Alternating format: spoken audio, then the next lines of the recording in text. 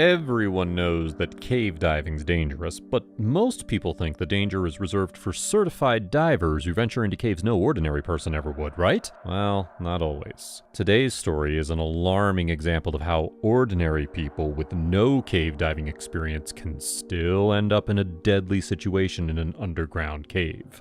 It's the story of a scenic family outing that turned into the 5 o'clock news and a caving incident nobody, least of all the victims, saw coming. This is the story of the incident at Beware Cave in 2004. Our story begins in a remote region of Utah.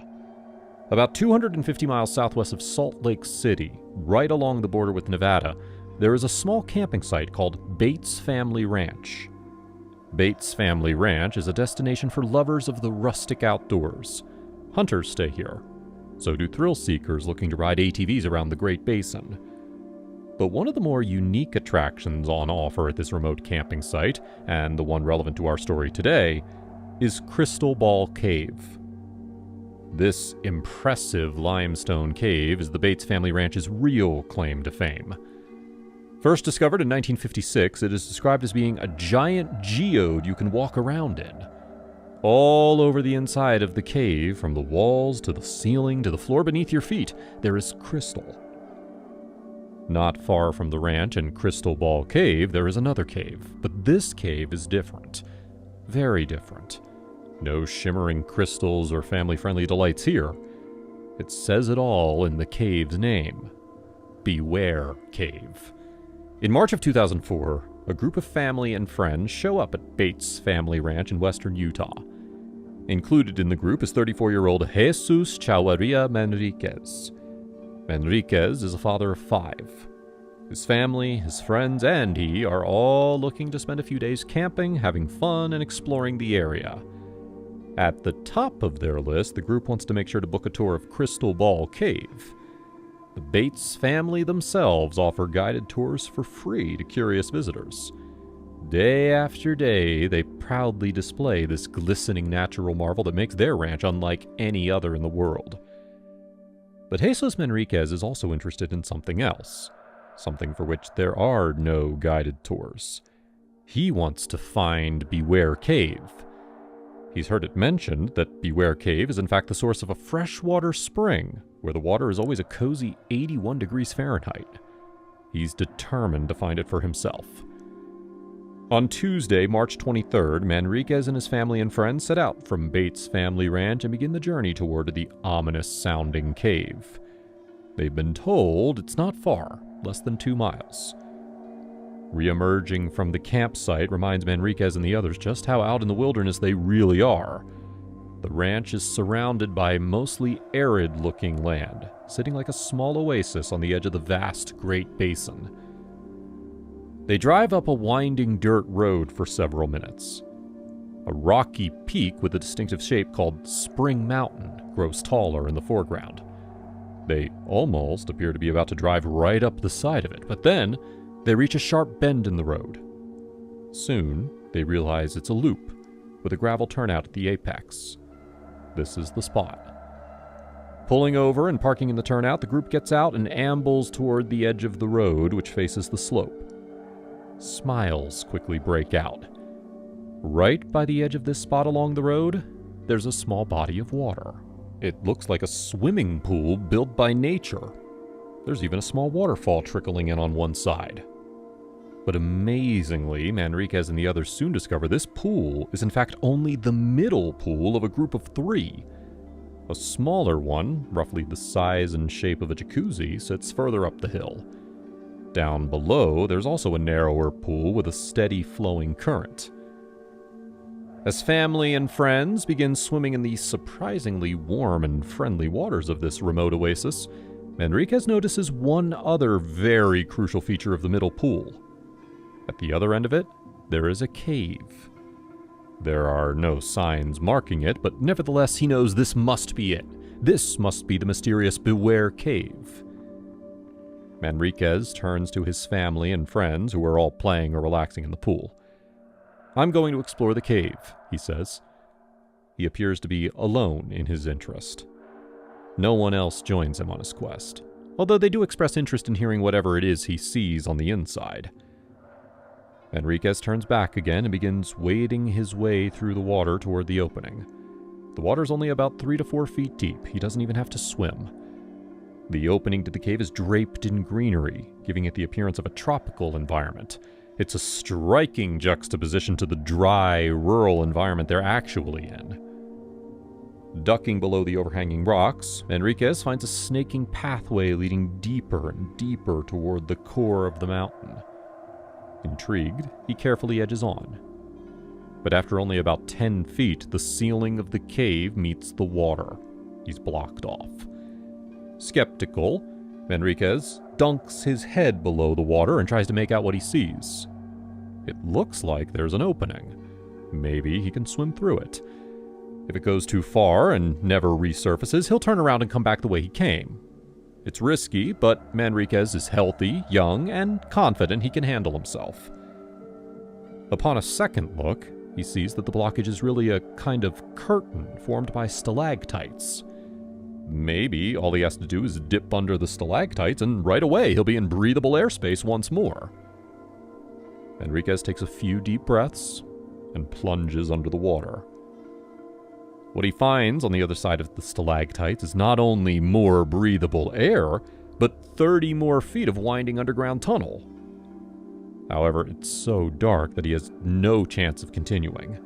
He has to return to the outside world, at least momentarily. Maybe someone has a Ziploc bag he can put his phone into and use as a flashlight. Maybe, upon hearing what he's found, his family and friends will want to join him after all. Enriquez swims back underneath the blockage and reemerges from the cave. "You guys have got to check this out," he hollers. As he'd hoped, Manriquez returns to Beware Cave with family and friends in tow. One by one, they follow his lead and swim underneath the stalactite blockade. As they wander through the ever-winding tunnel, feeling like the cast of a Pirates of the Caribbean movie, Manriquez and others reportedly start collecting rocks. The scene is remarkable. It's hard to believe that only minutes ago they were out in the desert in western Utah. It's like they've all suddenly been transported to another planet. But soon enough, members of the group start to grow uneasy. The tunnel is narrow and uncomfortably cramped. Just how far does this mysterious passageway actually go? Just how sure can they be that the water level is going to stay where it is? Manriquez's friends and family say they're turning back. Manriquez is initially disappointed, but he relents. They motion for Manriquez to come with them, but he declines. He says he wants to do more exploring and to collect more rocks. Shrugging, his friends and family turn back and start making their way out of the cave, carrying the rocks they've collected with them. "Don't be too long," they warn him. After coming back out into daylight, they spend the next few minutes reacquainting themselves with the pool and tranquil scenery. But a few more minutes go by. Then a few more. Jesus Chavarria Manriquez still has not returned. That afternoon, cave management is alerted that there may be an emergency situation. Wasting no time, rescue workers rush to the scene. There, they find the panicked friends and family of Jesus Chavarria Manriquez. Entering the cave, rescuers must contend with the same stalactite formation. They wind their way down the same otherworldly tunnel. Eventually, they find him. 34-year-old Manriquez is unconscious and he's not breathing. His body is wedged in the passage. Amid the sinister flashing of ambulance lights, Manriquez's friends and family are told that he has been pronounced dead, the victim of an apparent drowning.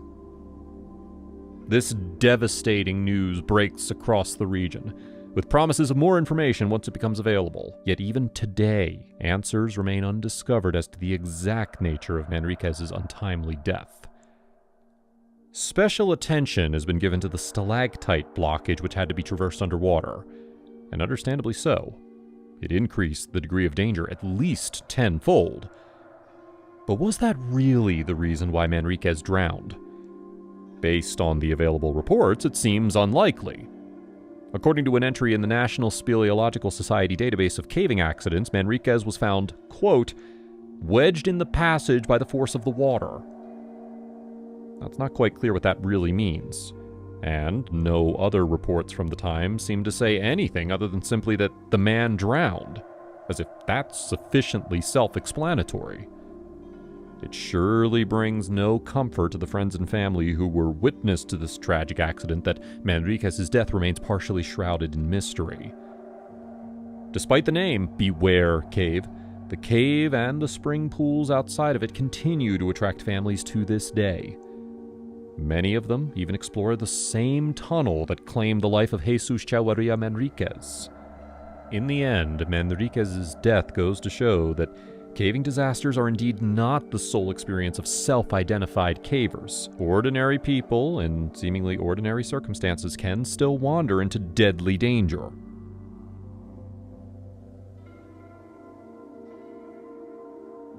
Bell Island is a small island in Newfoundland, the easternmost province in Canada.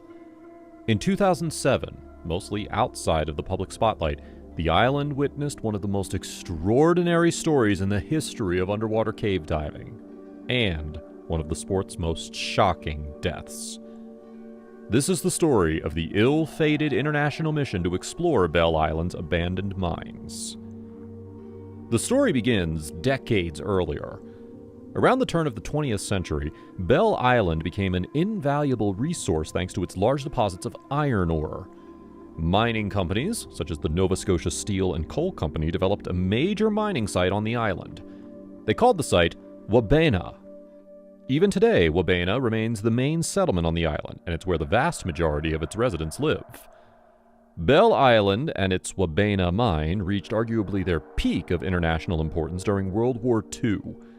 The Allies heavily protected the island, and it was even attacked by German submarines in 1942.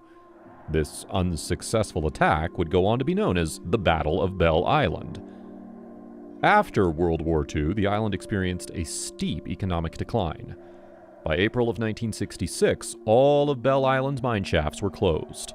Although the island remains densely populated, its population has been slowly decreasing ever since. In the early 2000s, Newfoundland's Department of Tourism knew that something had to be done to remedy the province's enduring economic woes. Opening Bell Island's abandoned mines and underwater shipwrecks to international tourism was one of the ideas put forward. But, in order to potentially open them to the general public, the sites first had to be explored and analyzed by professionals. No one had visited the shipwrecks or traveled down the closed mine shafts in decades. Local officials knew that to ensure the safety and security of visitors, they needed expert assistance.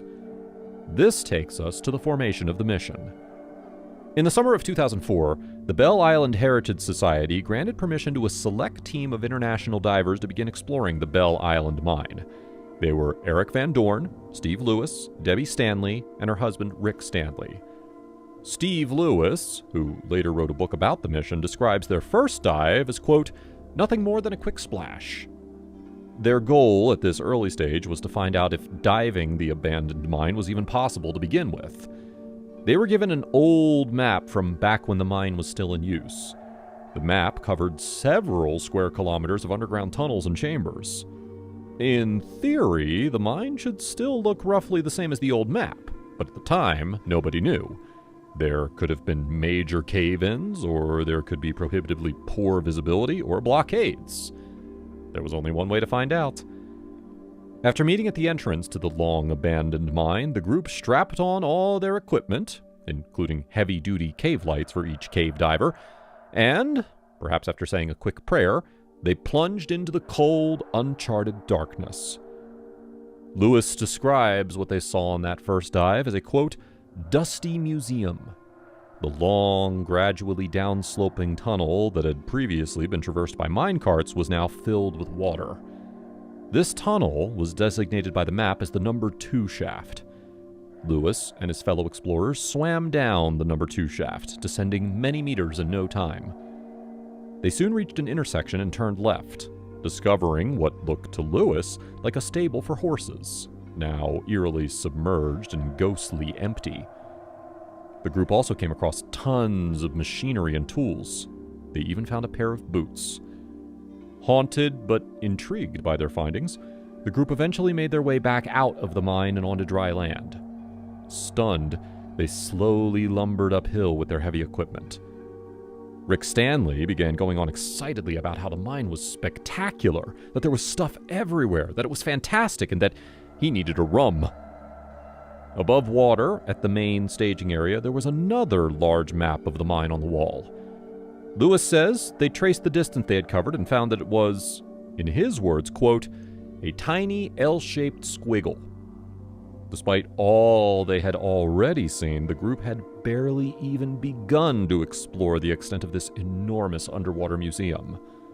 One thing was clear to everybody involved: further exploration was definitely warranted. In light of the promising success of their initial mission, Lewis and the others were soon joined by a team of divers and surface support volunteers. Having proven the mine was indeed diveable, at least for professionals, the next mission involved 12 divers total. Steve Lewis was chosen to be the leader of this larger, more thorough expedition. On February 1st, 2007, the team began what was intended to be a 10-day series of dives throughout the Bell Island mine. Lewis, along with underwater photographer Vlada Dakina, went in first. Initially, the mine was exactly how Lewis remembered it. But upon descending further, visibility started to worsen. Thick silt the color of iron ore began obscuring their surroundings. Lewis describes it as having been, quote, almost like a blizzard seen through a car's windshield in winter. The walls of the mine began slowly disappearing.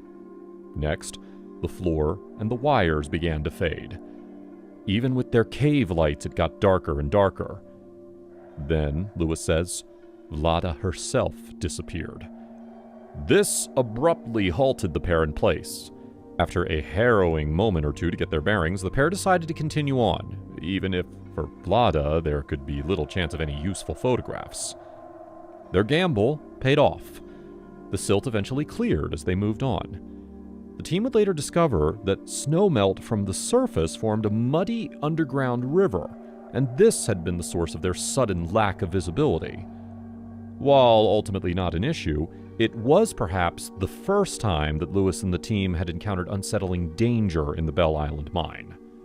It would not be the last. Although slightly shaken, Steve Lewis, Vlada Dakina, and the rest of the team were excited that the mission was now officially underway.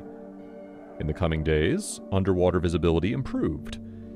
The team soon uncovered a seemingly endless list of underwater marvels. The mine proved to be, as indicated by the old maps, a vast subterranean network of tunnels, galleries, and rooms. The rooms varied in size, from claustrophobically cramped to dozens of meters across. The team also kept finding artifact after artifact, mostly disused tools and pieces of machinery. They also found numerous personal items belonging to mine workers of decades past. They even found spots along the wall where mine workers had used lampblack to write things. These literal cave drawings, which hadn't been seen for at least 50 years, included cartoons, messages, and even memorials for dead workers. Halfway through the 10-day expedition, things were going very well. The dive team continued to make progress exploring and assessing the mine's conditions. It was looking like Bell Island would indeed have an opportunity to open as a tourist adventure attraction, and an incredible one at that. On February 5th, 2007, 2 team members were making their joint way through the mine collecting data. Divers on the mission always traveled in pairs as part of safety protocol. One of them was 51-year-old Joseph Steffen. Steffen was the only American on the mission. Therefore, he was the only one in the group who cared that, back in the US, Super Bowl 41 was currently underway. He was looking forward to getting back to the hotel that evening and hopefully catching an overseas broadcast of the game. At one point, Steffen turned to his dive partner, who happened to be one of the diving safety officers on the mission. He indicated that he would like to return to the surface, but alone. That was strange. It was strictly against protocol for diving partners to split up for any amount of time. According to Steve Lewis, Joe Steffen was an experienced cave diver. He was also ex-military and a career cop. At the time that he made the suggestion that he surface alone, Steffen also still had plenty of air in his tanks. So, what could realistically go wrong in this scenario? Of all the daunting and dangerous tasks that were assigned to this exploratory group, simply swimming back out of the number 2 mine shaft into daylight was probably the easiest. No silt, no tight passageways, and virtually no chance of getting lost. Just swim straight toward the opening. No one at the time saw much of any issue with Joe Steffen making his way out of the mine alone, even though it was technically against protocol. But then, Steffen never surfaced. Baffled and horrified, several team members, including leader Steve Lewis, dove into the number 2 shaft. There, they quickly found Steffen. He was only about 300 feet away from the entrance, at a depth of roughly 50 feet. They motioned to Steffen to get his attention, but got no response. Stunningly, he was unconscious. Lewis and the others carried Steffen's cold, wet body up to the surface. He was rushed to a nearby hospital. A young doctor, who Lewis sympathetically guessed was probably just out of medical school, soon entered the hallway with a clipboard in his hand. With sad eyes, he told Lewis and the others, all of whom were in complete disbelief, that although they had tried everything, they had been unable to save Steffen's life. He was gone. In what seemed like the blink of an eye, this promising diving expedition had taken a severely dark and twisted turn. But what made it even more stunning was the fact that Steffen's sudden death seemed completely impossible to explain. Steffen had somehow met his demise within sight of the exit. He had been swimming through a wide, straight tunnel with plenty of air in his tanks and years of experience under his belt. What possibly could have happened that stopped Steffen in his tracks so close to safety? As fellow divers, friends, and family all grieved, they also awaited the results of Steffen's autopsy. Perhaps some explanation, some answers, some way to make sense of what happened would be found. A few days later, the results came in. And while they definitely shed light on the nature of Steffen's death, they were far from resolving the whole mystery. The autopsy revealed that Steffen had suffered an arterial gas embolism. This is a condition almost exclusive to underwater divers. It is related to an infamous condition popularly known as the bends. When a diver suffers an arterial gas embolism, it means that a nitrogen bubble has appeared inside one of their arteries and blocked it. Still, this was surprising, given that Joe Steffen had only been about 50 feet deep when the embolism apparently struck. How could this have happened to such an experienced and competent diver? Beyond that, why did it happen? Why did Steffen suddenly wish to return to the surface in the first place? Why did he insist on doing it alone? Had something gone wrong? Torturously, his friends and colleagues realized that they would probably never know the answers to these questions. After the bewildering death of Joseph Steffen, the diving team made their sorrowful way back to the hotel. The idea was floated that, in honor of Steffen, the group should all watch the Super Bowl together. It was a touching idea, but according to Steve Lewis, they just weren't in the right state of mind to watch a festive sports game. Instead, they chose another fitting tribute to their fallen friend. They sat around the fireplace and watched Monty Python's The Meaning of Life. That night, many voiced a concern about whether or not the diving mission should continue. Some felt it would be disrespectful to do so. But many others, including Joseph Steffen's wife, Jennifer, felt that Joseph would want the mission to continue. He would want the rest of the mine to be thoroughly explored, and the goal of approving it for tourism to be achieved, even if in his absence. So that is what the team decided to do. As snow threatened to begin falling any minute on Bell Island, Steve Lewis and the remaining team members headed out the very next morning, put their gear back on, and re-entered the mine. Over the next 5 days, the team completed exploring the Bell Island mine. It proved in the end to be even more wondrous and intriguing than any had anticipated. But now, there was another adjective that also applied: deadly. News reporters naturally became much more interested in the exploration of the mine after hearing news of Joseph Steffen's death. The idea that a mine, which had taken the life of a professional diver, was being considered as an open tourist attraction understandably raised some eyebrows. But ultimately, the mission was successful. Today, the newly drained number 2 shaft at Bell Island Mine is open to the general public. Instead of donning diving gear and plunging into a murky abyss, visitors young and old strap on hard hats and walk along pathways laid out by Steve Lewis, Joe Steffen, and the rest of that brave dive team back in 2007.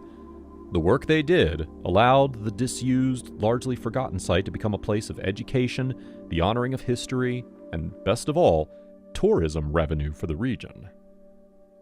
We hope you enjoyed this video and found it informative.